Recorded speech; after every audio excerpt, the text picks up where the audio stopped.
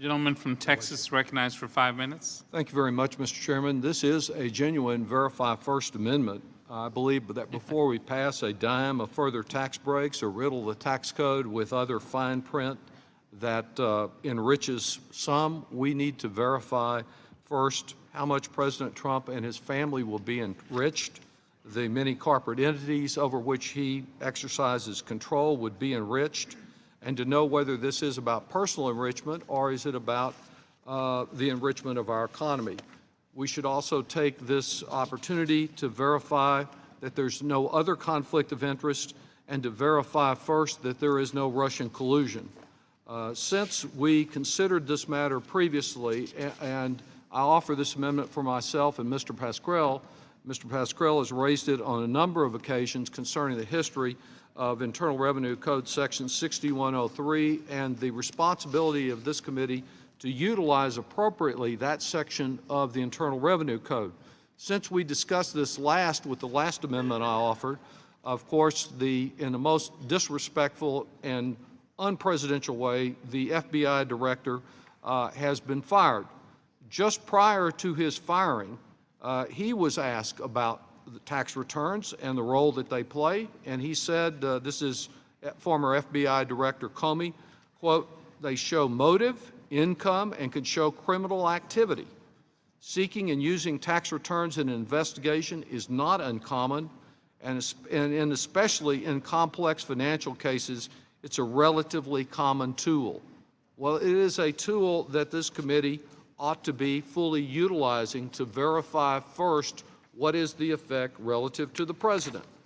Mr. Chairman, since we visited before, we do have other evidence that some people have reviewed the president's tax return.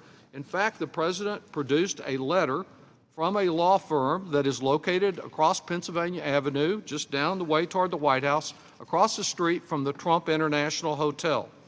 And they maintain that they reviewed his tax returns for 10 years, including any tax documents from the more than 500 separate entities of which he has a working interest, and they gave him a clean bill of health as having no Russian involvement. It is noteworthy that the same law firm that did this has a press release up on their website, or at least they did, that they were honored as the Russia Law Firm of the Year. And so we got clearance and review, but only by the Russia Law Firm of the Year. And since that time, we have learned that that same law firm advised President Trump not to personally sign his financial disclosure for last year, but fortunately, they were overruled by the Office of Government Ethics. Mr. Chairman and members, there is a serious issue here concerning conflict of interest, concerning the impact on what we are doing on taxes.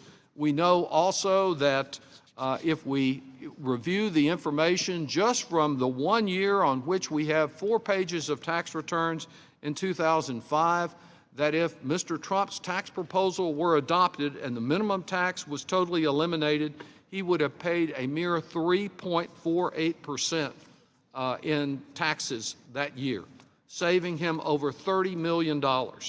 There are serious tax issues involved here, and I just don't see, after all that has happened with the jeopardizing of our national security, the unceremonious firing of the FBI director, and the information we know that we need to review and have it reviewed by someone other than the Russia Law Firm of the Year, that this committee can continue to shirk its responsibility to utilize Section 6103, and I would yield to my colleague, Mr. Pascrell.